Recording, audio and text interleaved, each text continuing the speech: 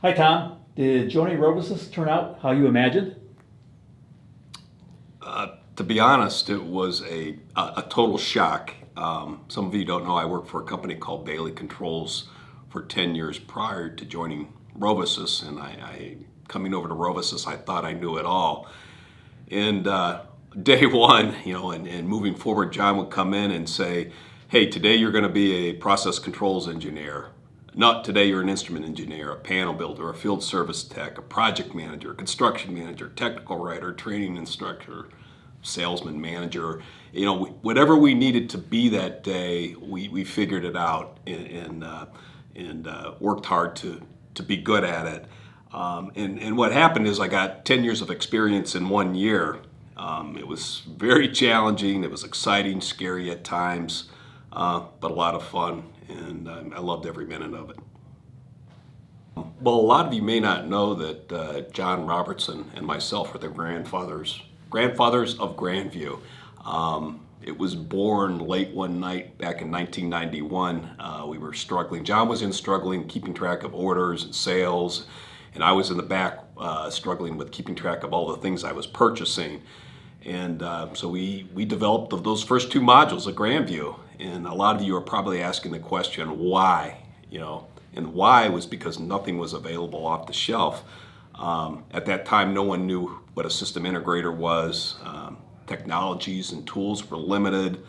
No one knew what the internet was except Etzel Little. And if I had only listened to him, I'd probably be a billionaire right now. We had to use the neighboring company's fax machine to get stuff over to a client really quick. No one had a mobile phone. In fact, we had one phone in the office that worked. And my state-of-the-art PC had a whopping 80 megabyte hard drive. So Grandview was a game changer for us. No one else had a tool like it, and customers loved it. So since 1991, you all know there's been lots of changes and additions to the software, numerous technology changes, many late nights by Chris Engelman and team to deliver the goods.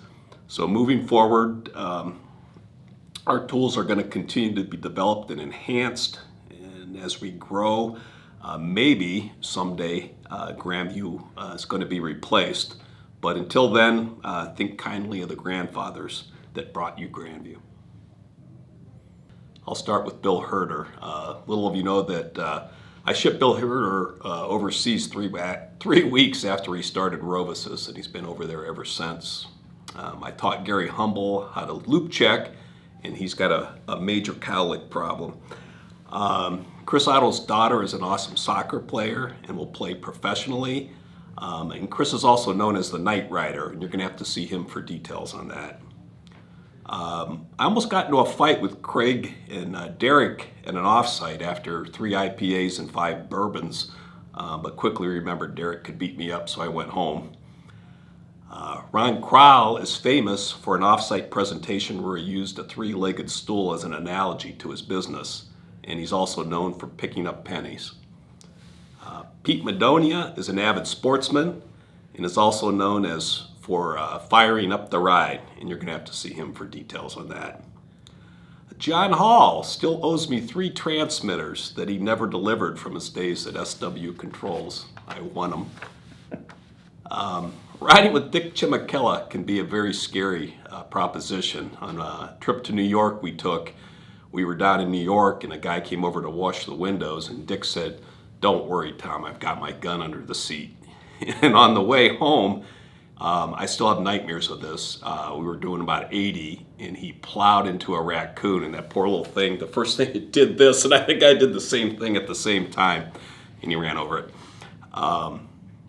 Joe Mockenden used to make golf clubs and has a pair of glasses so big that he could start forest fires. And if you want to go to a sporting event, offer Keith Begaris a ride to and from the event from his front door. Ed Bastianik, John Hall, and John Robertson were in my first and only wedding. John was my best man. John Robertson. John Turk and I started RoviSys on the same day, January 15th, 1990. And he also used to have hair, but looks a lot better without it. JC's the king of analogies. My favorite is the bowling ball and feather. And Joel Spafford and I are the only alumni of the Ohio Institute of Technology. And finally, I've known John Robertson for 40 years and have many, many stories to share with you, but he has even more incriminating ones on me, so I'll take the fifth. Tom, what is that device next to you? Well, this is called a tenor drum, and I know as hard as it is to believe, it's older than I am. And this came off a project we did for Aristec Chemicals. It was a plasticizer plant on Neville Island near Pittsburgh.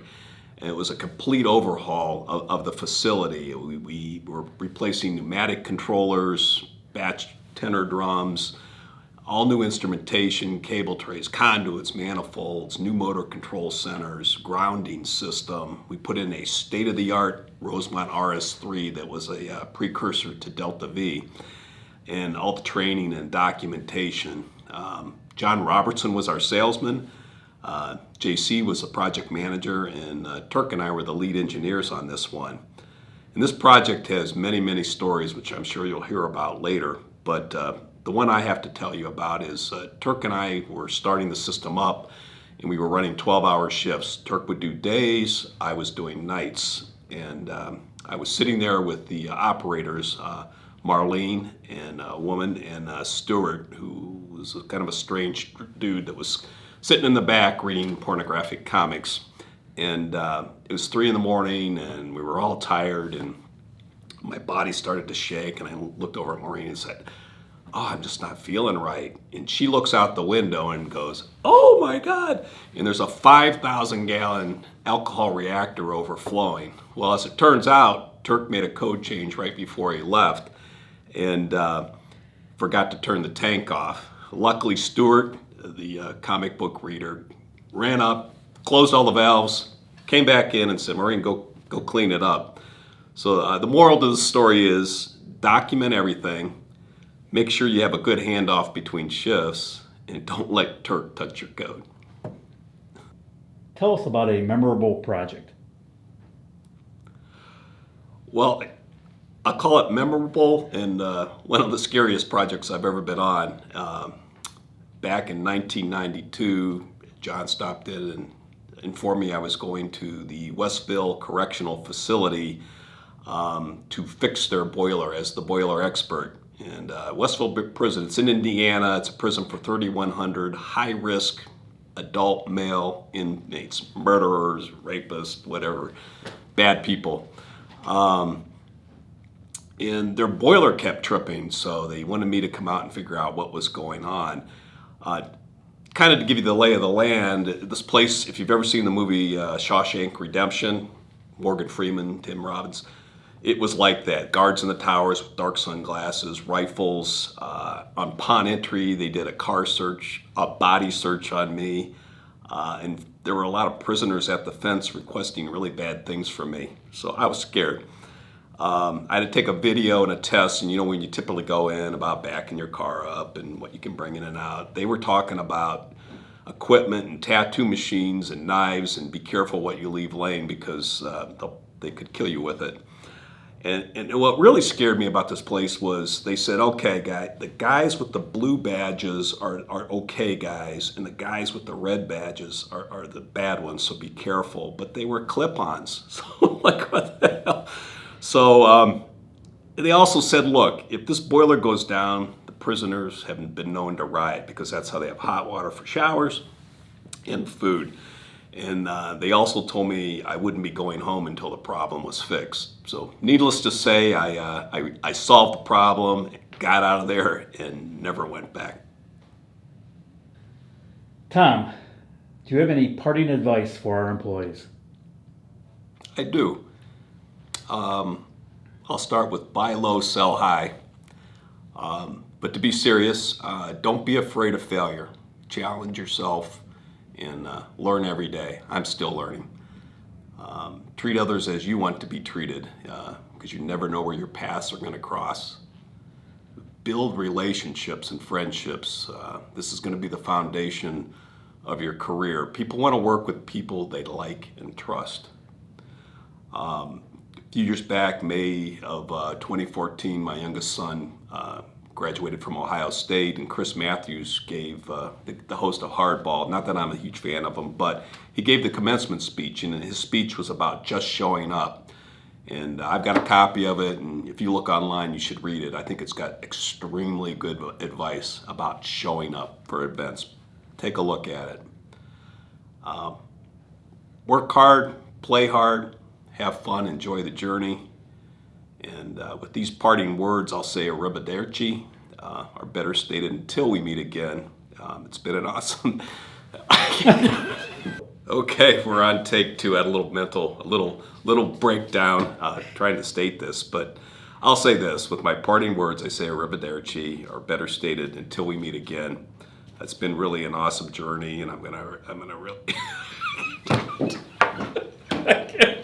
Okay, take three, another breakdown.